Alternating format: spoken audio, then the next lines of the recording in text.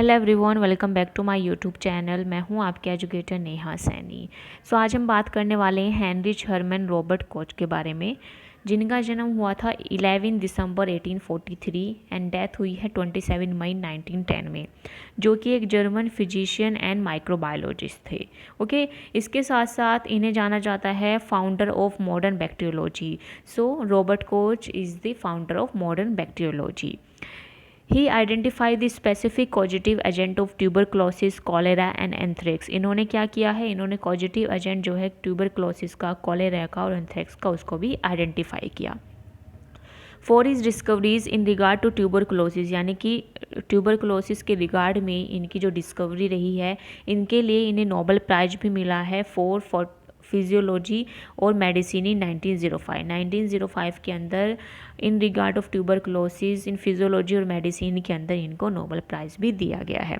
Okay, फिर ये क्या है, इनका कंट्रीब्यूशन है कि किस तरह से इनका कंट्रीब्यूशन रहा है हमारी माइक्रोबायोलॉजी के अंदर। तो 1876 में इन्होंने डेमोस्ट्रेट किया कि anthrax is caused by bacillus anthracis. जो एंथ्रेक्स कोज होता है वो किससे होता है, बैसिलस एंथ्रेसिस से होता है।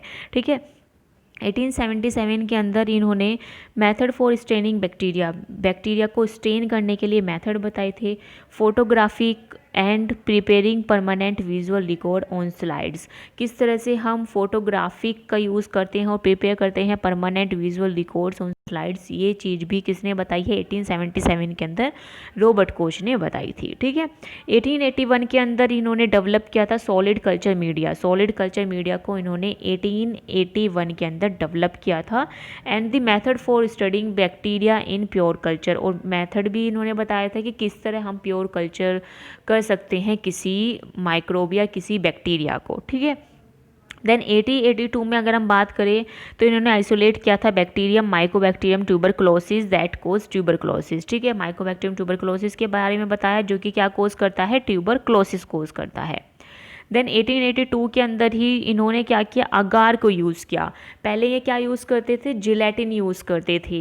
ठीक है, फिर उसके बाद जो इनके लैब असिस्टेंट थे हैजी साहब, उनकी वजह से ये क्या कर पाए, अगार को यूज़ कर पाए, और अगार एज एन सॉलिडिफाइंग एजेंट भी यूज़ किया इन्होंने टू सपोर्ट मीडिया, यानी कि मीडिया को सॉलिडिफाई करने के लिए। ठीक है, तो अगार का जो यूज़ था वो किसने बताया, हैजी ने बताया, और इसको यूज़ किया लैब में आपके रॉबर्ट कोच ने। ओके, देन 1883 के अंदर आइसोलेशन ऑफ विब्रियो कॉलेरा का आइसोलेशन किया, और जो कि कोज करता है आपका कॉलेरा। 1883 के अंदर ही इन्होंने वेरिफिकेशन किया जर्म थ्योरी ऑफ डिजीज़ को by relating a specific organism to the specific disease culture.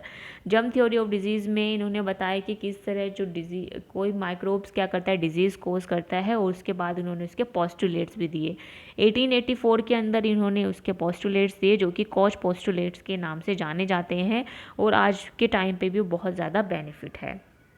इसके साथ साथ इनका इम्पोर्टेंट रोल रहा है स्टेनिंग एंड एनिलीन डाई को यूज़ करने में भी, यानी कि जो हम स्मेयर बनाते हैं और स्टेन और डाई यूज़ करते हैं किसी भी माइक्रोब को देखने के लिए माइक्रोस्कोप के अंडर, वो किसने किया, वो भी किया आपके रॉबर्ट कोच ने। ठीक है, फिर concept of cultivation of bacteria on solid media पे कैसे हम बैक्टीरिया को कल्टीवेट कर सकते हैं, प्योरली कल्चर को बना सकते हैं, ये भी किसने बताया, रॉबर्ट कोच ने बताया। हैंगिंग ड्रॉप मेथड भी किसने कहा, आपके रॉबर्ट कोच ने बताया। ठीक है, देन इन्होंने कोच पोस्टुलेट्स बताए। Okay, germ theory of disease को इन्होंने एक्सपेरिमेंटली डेमोन्स्ट्रेट किया। ओके, इसके साथ साथ ही develop the technique of growing bacteria, किस तरह हम बैक्टीरिया को ग्रो कर सकते हैं, ये टेक्निक भी किसने बताई, रॉबर्ट कोच ने बताई। और प्योर लेबोरेटरी कल्चर को आइसोलेट करना और कैसे हम ग्रो कर सकते हैं प्योर कल्चर को, ये भी किसने बताया, रॉबर्ट कोच ने बताया। ठीक है, Robert Koch is widely known for his work with anthrax. Robert को बहुत ज़्यादा जाने जाते हैं अपने काम के लिए एंथ्रेक्स पे भी। ठीक है, जिनका जो पॉजिटिव एजेंट था बैसिलस एंथ्रेसिस था। ठीक है, इसके साथ साथ उन्होंने डिस्कवर किया formation of spore in anthrax bacteria. इन्होंने स्पोर का फॉर्मेशन भी देखा किसके अंदर, एंथ्रेक्स बैक्टीरिया के अंदर। बेसिकली जब ये एंथ्रेक्स के ऊपर रिसर्च कर रहे थे तो उस टाइम पे इन्हें पता चला कि जो एंथ्रेक्स बैक्टीरिया है, यानी कि बैसिलस एंथ्रेसिस है, ठीक है, जो बैसिलस एंथ्रेसिस है ये क्या करता है, स्पोर का फॉर्मेशन करता है। ये ऐसी डोरमेंट स्टेज होती है जब इसको कोई खाना वाना नहीं मिल रहा है तो उस टाइम पे क्या हो जाता है, स्पोर वाले स्टेज में आ जाता है, और जब इसको प्रॉपर कंडीशंस मिलने लगती है तो ये ग्रो करने लगता है। ठीक है, तो ये किसने बताया, जो फॉर्मेशन कर लेता है एंथ्रेक्स बैक्टीरिया यानी कि बैसिलस एंथ्रेसिस, तो किसने बताया, ये रॉबर्ट कॉच ने बताया। Okay, he demonstrated the law of bacteria in causing disease, इन्होंने जर्म थ्योरी ऑफ डिजीज़ को भी प्रोफाउंड किया, एक डेमोस्ट्रेशन दिया कि किस तरह जो बैक्टीरिया हैं उनका रोल है कोई भी डिजीज़ कॉज करने में। ओके, तो अब आ जाते हैं हम कोच पोस्टुलेट पे। कोच पोस्टुलेट 1884 के अंदर पब्लिश्ड हुए थे। तो फर्स्ट जो कोच पोस्टुलेट है वो क्या है कि इसके अंदर इन्होंने क्या लिया कि जो सस्पेक्टेड माइक्रो ऑर्गेनिज्म है must always be found in disease, यानी कि इन्होंने क्या कहा, जो सस्पेक्टेड ऑर्गेनिज्म आपको मिलेगा वो किसके अंदर मिलेगा, वो एक डिजीज्ड ऑर्गेनिज्म के अंदर मिलेगा। ठीक है, डिजीज्ड इंडिविजुअल के अंदर मिलेगा, ना कि हेल्थी इंडिविजुअल के अंदर। ये डायग्राम आप सभी देख रहे हैं। इस डायग्राम के अंदर हमने दो इंडिविजुअल्स लिए, healthy individual and disease individual. ठीक है, जब हम हेल्थी इंडिविजुअल को देखते हैं तो इसके अंदर कोई भी सस्पेक्टेड ऑर्गेनिज्म आपको देखने के लिए मिलता नहीं है। ठीक है, क्योंकि इसके अंदर कौन सी सेल्स है, आरबीसी सेल्स है नॉर्मली। लेकिन अगर हम डिजीज्ड ऑर्गेनिज्म को देखते हैं तो उसके अंदर आपको क्या दिखता है, सस्पेक्टेड एजेंट दिखाई देता है, ग्रीन कलर का आपको दिखाई दे रहा होगा, ये देखिए ग्रीन कलर का। ठीक है, ये क्या है, सस्पेक्टेड एजेंट आपको दिखाई देता है। तो पहला इनका जो पोस्टुलेट था, इन्होंने क्या कहा कि जो सस्पेक्टेड ऑर्गेनिज्म होगा, यानी कि वो ऑर्गेनिज्म जो कि डिजीज़ कोज कर रहा है, वो सिर्फ किसके अंदर मिलेगा, डिजीज्ड इंडिविजुअल के अंदर मिलेगा, ना कि किसी हेल्थी इंडिविजुअल के अंदर। ठीक है, फिर सेकंड पॉइंट में इन्होंने क्या कहा कि जो causative agent must be isolated from the diseased organism and grown in pure culture. Second में इन्होंने कहा कि जो ये सस्पेक्टेड एजेंट है इसको हम क्या कर सकते हैं, उस डिजीज़ इंडिविजुअल में से आइसोलेट कर सकते हैं और इसको प्योरली कल्चर कर सकते हैं। ठीक है, थर्ड में क्या कहा इन्होंने कि जब ये जो कल्चर्ड एजेंट है अगर इसको किस में डाला जाए, एक new individual, new healthy individual के अंदर अगर मैं इसको इंजेक्ट करूं तो तब भी उसको ये सेम सिम्टम शो होने चाहिए या सेम डिजीज़ होनी चाहिए जो कि फर्स्ट इंडिविजुअल को हुई थी।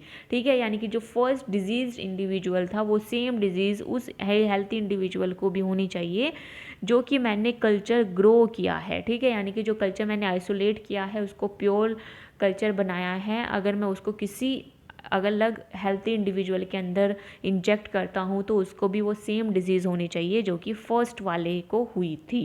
ओके, नेक्स्ट इन्होंने बताया कि जब हम ये जो हमने सेकंड पर्सन यानी कि सेकंड हेल्थी पर्सन के अंदर जब हमने जो इंजेक्ट किया है, जब मैं इसके अंदर से भी आइसोलेट करूँ, ठीक है, पॉजिटिव एजेंट को आइसोलेट करना चाहूँ तो री आइसोलेट हो सके और प्योरली कल्चर हो सके। The same positive agent must then be reisolated from the inoculated diseased organism. वो जो डिजीज्ड ऑर्गेनिज्म है जिसके अंदर मैंने वो इनोकुलेट किया था ये वाला कल्चर, वो दोबारा से रीआइसोलेट हो सके। ठीक है, उसको मैं प्योरली कल्चर कर सकूं। फिर बात करते हैं आपके रॉबर्ट कोच ने जब सॉलिड मीडिया में अगार यूज़ किया था उससे पहले की बात। ठीक है, रॉबर्ट कोच उस टाइम पे यूज़ करते थे जिलेटिन को। ओके, जिलेटिन को यूज़ करते थे, लेकिन जो जिलेटिन है वो सॉलिड मीडिया के लिए इतना आइडियल नहीं था। क्यों नहीं था? क्योंकि जो जिलेटिन है वो एक प्रोटीन है जो कि डाइजेस्ट हो जाता है बहुत सारे बैक्टीरिया से, और ये कैपेबल होता है प्रोड्यूसिंग ए प्रोटोलाइटिक एक्सोएंजाइम जिलेटिनेज। ठीक है, ये कैपेबल है किस में, प्रोड्यूस करने में प्रोटोलाइटिक एक्सोएंजाइम को, जिसको हम बोलते हैं gelatinase that hydrolyses the protein to amino acid. यानी कि जो जिलेटिन है वो एक प्रोटीन होता है, तो जब जो बैक्टीरिया होते हैं वो क्या करते हैं, प्रोटोलाइटिक एक्सोएंजाइम यानी कि जिलेटिनेज को प्रोड्यूस करते हैं।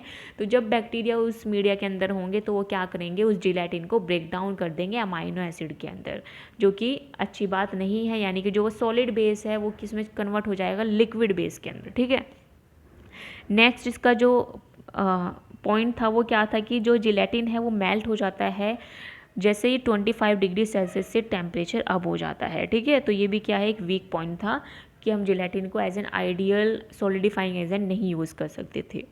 जो फैनी हैजी थे, ठीक है, फैनी हैजी जो कि कोच के असिस्टेंट थे, उन्होंने प्रपोज्ड किया अगार को, ठीक है। अगार को सुपीरियरली माना गया जिलेटिन से, क्योंकि अगार का क्या है, हाई मेल्टिंग पॉइंट है 96 डिग्री सेल्सियस, और एज एन सॉलिडिफाइंग एजेंट भी बहुत अच्छे से काम करता है। 40 to 45 डिग्री सेल्सियस पे क्या होता है, सॉलिडिफाई होता है, ठीक है। Then gelatin was not attached by the most bacteria. So basically Fanny Hesse की वजह से जो रॉबर्ट कोच है वो अगार को इंट्रोड्यूस कर पाए बैक्टीरियल कल्चर को सॉलिड बेस पे ग्रो कराने में, ठीक है। इनका बहुत इंपॉर्टेंट रोल रहा है। इनके एक और असिस्टेंट थे रिचार्ड पैट्री, जिनका भी इंपॉर्टेंट रोल रहा है। उन्होंने पैट्री प्लेट्स का भी, पैट्री डिश जो होती है, पैट्री प्लेट्स जो होती हैं वो जो कि यूज़ की जाती हैं सॉलिड कल्चर मीडिया को रखने के लिए और उस पर बैक्टीरिया को ग्रो कराने के लिए, तो उसमें बहुत इंपॉर्टेंट रोल रहा है रिचार्ड पैट्री का, जो कि असिस्टेंट थे रॉबर्ट कोच। तो अगर हम देखें तो रॉबर्ट कोच, रिचार्ड पैट्री और फैनी हैजी की वजह से ही isolation of pure culture of microorganism possible हो पाया है माइक्रोबायोलॉजी के अंदर। Okay, so that's all for today. आज के लिए बस इतना ही। आज हमने रॉबर्ट कोच के बारे में बात की, रॉबर्ट कोच का क्या क्या कंट्रीब्यूशन रहा है। सो बेसिकली बहुत इंपॉर्टेंट कंट्रीब्यूशन रहा है रॉबर्ट कोच का, जो कि हम ऑलरेडी डिस्कस कर